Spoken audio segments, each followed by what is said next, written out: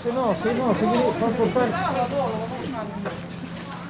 È arrivata questa ondata dal torrente che è esondato qui e ha invaso tutta la parte alta del paese e io ho un negozio, è entrata l'acqua, il fango e comunque è un po' un disastro perché il fango comunque dà tanti problemi.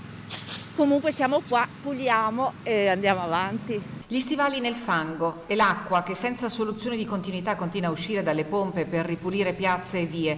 Puos del Pago è uno fra i comuni simbolo dell'ondata di maltempo che nel weekend ha colpito il bellunese. L'altezza dell'acqua è arrivata qua.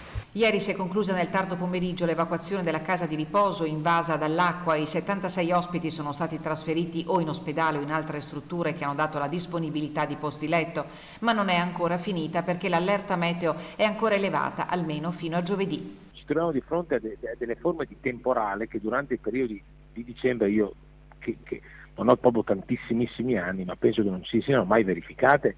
Cioè è una situazione veramente strana questa e i temporali sono quelli più a rischio perché hanno un carico di pioggia notevolissimo concentrato in poco tempo ed è quello che ha causato questi allagamenti, questi movimenti franosi che io devo dire sinceramente ritengo siano addirittura peggiori rispetto a quelli di Baia per quanto riguarda questo tipo di aspetto. Gli smottamenti e le frane non si contano in Alpago. 3 famiglie hanno dovuto lasciare la propria casa a Palughetto nel territorio di Chies e la Protezione Civile ha messo in atto il monitoraggio dei movimenti del terreno. Sembrava che con Baia e tutte le opere che sono state realizzate comunque dopo Baia, una buona parte completate, che fossimo abbastanza tranquilli, invece anche questa volta il territorio ha risposto nella sua fragilità. Grandissimi i disagi nella zona di Paludi fra il Ponte Alpino e l'Alpago, dove gli allagamenti sono stati diffusi nell'area artigianale e dove la furia dell'acqua contenuta dal canale artificiale del Cellina ha aperto una voragine nell'argine.